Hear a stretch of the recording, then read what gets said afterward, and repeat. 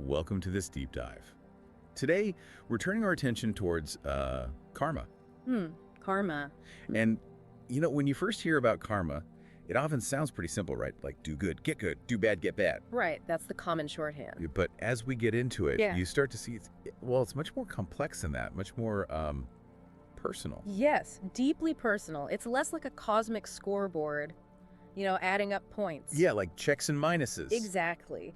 It's more about how our own intentions, our actions, they weave these patterns within our lives. Pattern, I like that. Think of it like a seed. A tiny seed holds the entire potential of the tree it will become. Okay, yeah, so our actions are like seeds. Every word, every choice, even just a feeling. Precisely. Every single one is like planting something in the, let's say, soil of our being. And those seeds, they grow into what? Our future experiences. They grow into the landscape of our reality. The forest isn't separate from us. It is the environment we experience, the one we cultivate. So the question becomes really personal then, doesn't it? It does. What kind of forest, what kind of inner world are you actually cultivating right now with the seeds you're planting today? That's the heart of it. So let's unpack that a bit more. These karmic seeds. People talk about cause and effect. And that's a helpful way to start thinking about it. A cause leads to an effect. But it's not just mechanical, is it? You said it's personal, like an invisible thread running through your life. Exactly that. It's weaving the tapestry. It's not some judge out there handing out sentences. Right. It's more like an internal mechanism inherent in how things work. Our actions, driven by our intentions, leave these little imprints. Potential. Potentials that eventually bloom or wither. They manifest. It's the natural outcome, the consequence of the seeds we planted, not reward or punishment from outside. We found a story that kind of illustrates this. About a man, let's call him Arun. Yeah. And he had, a really sharp tongue. Like if someone disagreed, his go-to was just harsh words, cutting remarks. Words that sting, that linger. Totally. Yeah. And those words, they weren't just sounds, were they? They were actions. They created reactions. Definitely. Not just in the other person right then, but over time. Building up, maybe creating distance. That's exactly it. Over time, Arun noticed people pulling back, hesitant to share things, maybe opportunities dried up a bit. He felt isolated. The landscape changed around him. Yeah, and it took him a long time, feeling that loneliness, to realize how the negativity he'd constantly put out, it had sort of built the walls around him. It's a powerful illustration. Choices, big or small, they set things in motion, like ripples in water. A harsh word, a small kindness. They both send out waves, don't they? Absolutely. Gentle waves or turbulent ones. It really shows how subtle karma can be, too. You don't always see the effect right away. No, it's not always instant karma, as they say. Right. The seeds are taking root, maybe quietly, under the surface. Yes, developing. And often we're just acting on impulse, aren't we? Yeah, just reacting, not really thinking about the seeds we're scattering around. Not considering the long view, the future we're building in this very moment. But what if we could shift that? Yeah. What if we saw each moment, each interaction, as a real chance? A chance to consciously plant something meaningful. Yeah.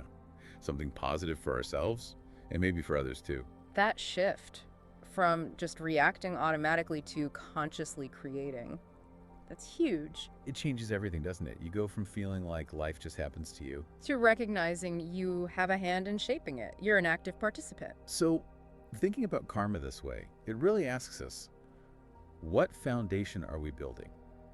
Like brick by brick. Are the bricks made of compassion, patience, honesty? Or are they fear, anger, regret, building walls instead of bridges? And the answer isn't in some grand dramatic moment, is it? Rarely. It's in the small stuff, the everyday moments. How you respond when you're frustrated, how much care you put into a relationship, even just the thoughts you let run around in your head. Those are the threads. They weave the fabric. So it really comes down to this. Every single action matters.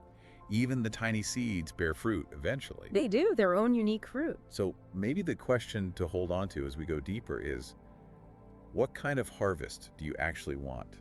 A vital question to hold gently.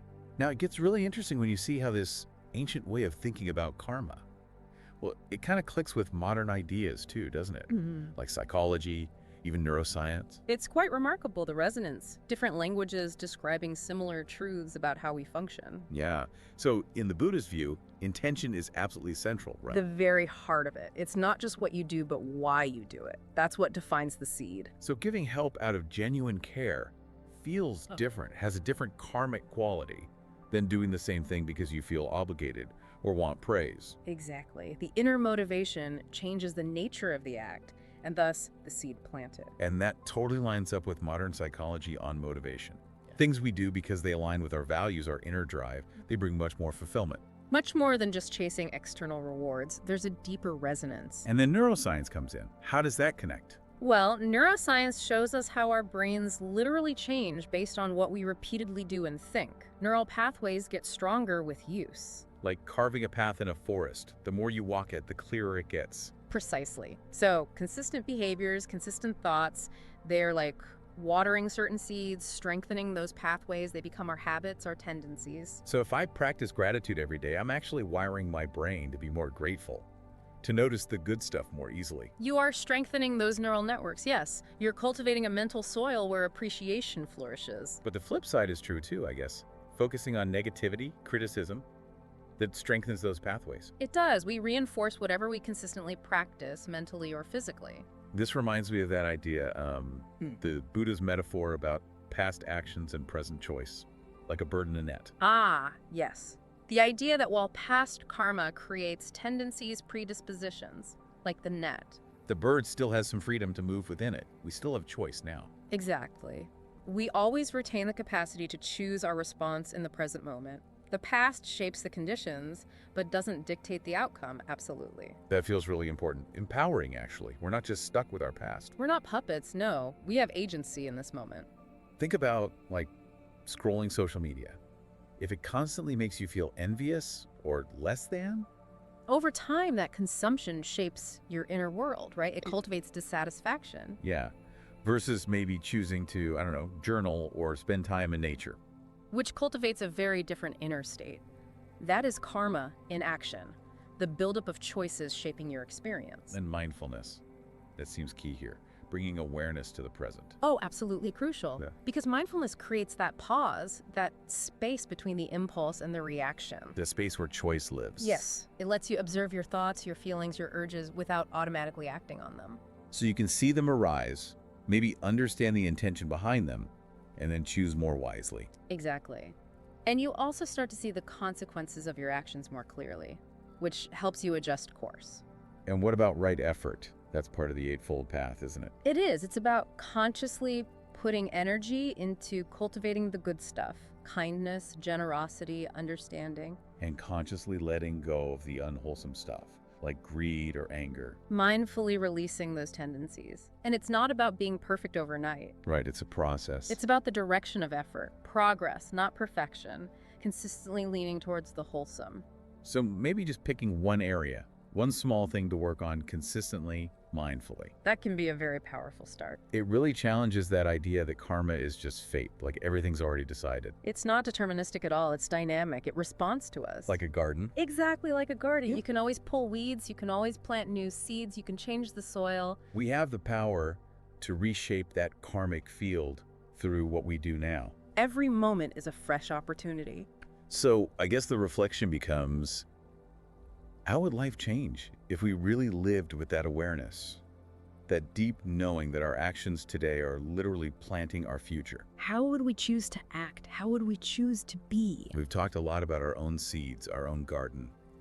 But it doesn't stop there, does it? There's this whole idea of interconnectedness. Fundamental, absolutely fundamental in this view. Nothing and no one exists in isolation. So my actions, they don't just affect me. They ripple outwards, like throwing that pebble in the pond again. The waves touch everything eventually. Every action, even tiny ones. Every single one sends out vibrations across this vast web of life, affecting our well-being, yes, but also the well-being of others, maybe in ways we can't even imagine. There's that story about the rice grain offering, or was it a flower? Often told with a flower, yes, or sometimes just a single grain of rice. Someone with almost nothing. Right, offering that one small thing, but with a totally pure heart.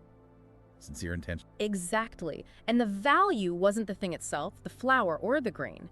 It was the purity, the generosity of the intention. And that intention, it created something positive that went beyond just that one person. It created merit, positive energy that radiated outwards, maybe inspired someone else. It shows how even the smallest acts, done with genuine heart, can have boundless effects. It makes you think about everyday things. A simple smile to someone on the street, holding the door, being patient when you're feeling rushed. They aren't just isolated incidents, are they? They add to the collective energy field. It's like when we cultivate kindness in ourselves, we're actually making the soil richer for everyone around us too. Beautifully put. We enrich the shared ground we all stand on. But it's not always straightforward, is it? Sometimes the results of our actions, the fruits of the karma, they don't show up when or how we expect. That's a crucial point. The unfolding isn't always predictable or immediate. It's complex. Yeah, because you might see someone who seems really kind and generous, but they're facing really hard times. And you think, wait, how does that work? And that's where we need to remember the intricate web. Our individual actions are just one thread. They interact with countless other conditions, past karma, the choices of others. It's a matrix. Okay, so it's not a simple input-output machine. Not at all. But consistent positive action does create a pendency, a momentum. Like leaning the odds in favor of positive outcomes, even if we don't see the direct link immediately. Think of Maya, the entrepreneur in one story. All right, she kept facing setbacks, but stuck to her ethical principles. Exactly. Persevered with integrity. And eventually, that positive karma seemed to return, maybe in unexpected ways, opening doors later on. So while we don't control everything, we control our own thread, how we weave it. We can weave our thread with care, with intention, with integrity. That's our domain. Which connects to right livelihood, doesn't it?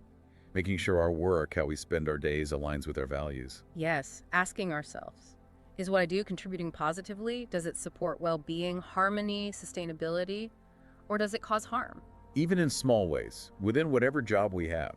Absolutely. It's about the intention and the impact of how we engage with the world through our work. And then forgiveness, you mentioned it earlier, that feels like a really powerful way to work with karma. Immensely powerful. Holding on to resentment, bitterness, guilt. It's like holding hot coals, isn't it? Yeah, you burn yourself. It keeps those negative karmic cycles churning. Forgiveness, both of others and ourselves, it breaks the chain. It stops feeding the negativity. It releases that energy. It allows us to let go of the past's grip and create space. Space for healing, for moving forward, like clearing a blocked stream. There's the story of Devadatta, who tried to harm the Buddha. And the Buddha responded with compassion, not retaliation. He didn't get entangled in that negative cycle. He showed a way out through forgiveness and understanding. A way to transform the karma rather than just react to it? Precisely. And mindfulness helps us see all these connections, doesn't it? Thoughts, feelings, actions, consequences. It brings clarity to that web. You suggested that simple daily reflection. Just 5 minutes, maybe. Just a few moments. To gently review the day. What actions did I take? What were my intentions? How might they have landed? Not judging, just noticing. Just noticing the patterns, becoming aware of the seeds you're actually planting. That awareness itself is transformative. And gratitude, too. You mentioned that. It's more than just saying thank you. It's a whole way of seeing, recognizing our dependence on so much, appreciating the good that is present, rather than focusing only on what's lacking. It fosters a sense of abundance. It does. And research shows it boosts well-being, strengthens connections.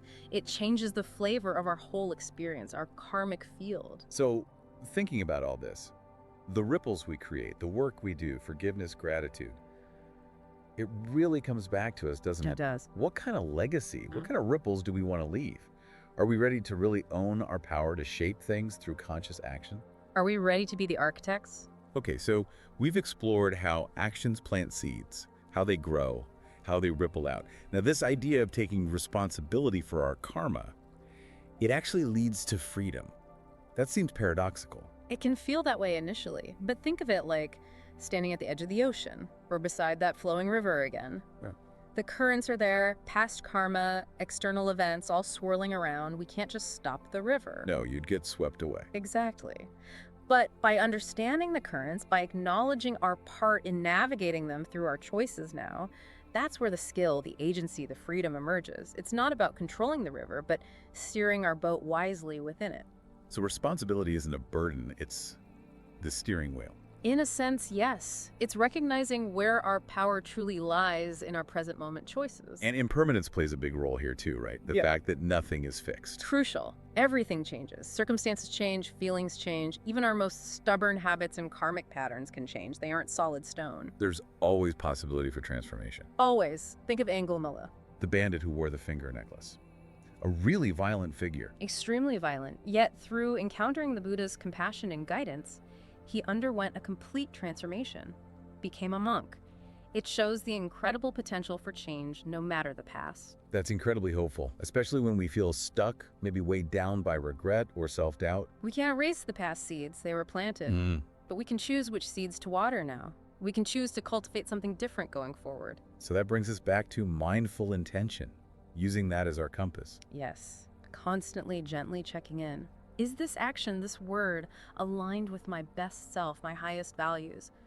What's the energy behind it? And right speech fits right in there too, being conscious of our words. So powerful. Words can build bridges or burn them down. Speaking truthfully, kindly, avoiding gossip or harshness. It actively shapes our reality and relationships, using words to uplift. And we don't do this alone, do we? Interdependence means we're all connected. We are absolutely not alone. Support systems, wise friends, teachers, community, they are vital. We navigate these currents together. Offering and receiving guidance is part of the path. Like a forest recovering after a fire. It looks devastated. But the potential for regrowth is always there. Resilience is inherent. New life pushes through. It's the same within us. So even challenges, difficulties, they can be teachers if we look for the lesson. If we cultivate gratitude even for the hard stuff, yes. Reframing adversity, seeing the potential for growth within it, that changes everything. And being okay with not being perfect, embracing imperfection. Oh, essential. It's about progress, remember, not perfection. Being gentle with ourselves as we learn and grow, one mindful step after another. Okay.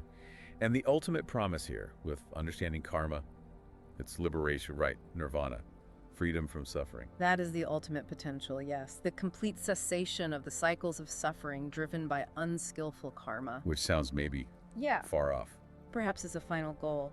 But we can taste freedom now. Every time we let go of attachment, every time we choose compassion over reactivity, every time we rest in the present moment. Those are glimpses. Little moments of liberation. Yes. Available right here, right now. So, as we wrap up this deep dive, maybe the question isn't just about the past or future, but right now. Exactly. Who do I choose to be today, in this moment? Karma is like that constant conversation, isn't it? Urging us to listen, learn, grow. And if we embrace it with courage, with compassion, then the door opens. A door to a future shaped by wisdom, filled with hope and fulfillment. Every moment becomes that opportunity to plant wisely.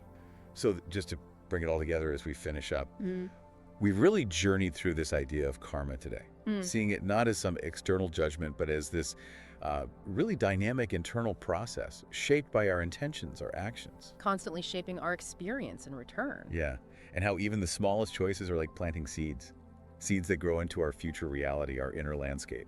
And crucially, that we have the power to choose which seeds to plant and nurture. Through mindfulness, through intention. It's about conscious action, isn't it? Yeah. Shaping our lives and maybe even contributing positively to the world around us. And remembering it's a practice, not about getting it right all the time, but about cultivating that awareness moment by moment. So maybe as you go about your day after listening, just gently notice the seeds you're planting in your own life right now. What kind of garden are you tending within yourself? And maybe one final thought to leave you with. Think about the very next small action you take today. Could be anything. What kind of ripple, what kind of energy do you hope that small action creates? Both for you and maybe, just maybe for someone else too.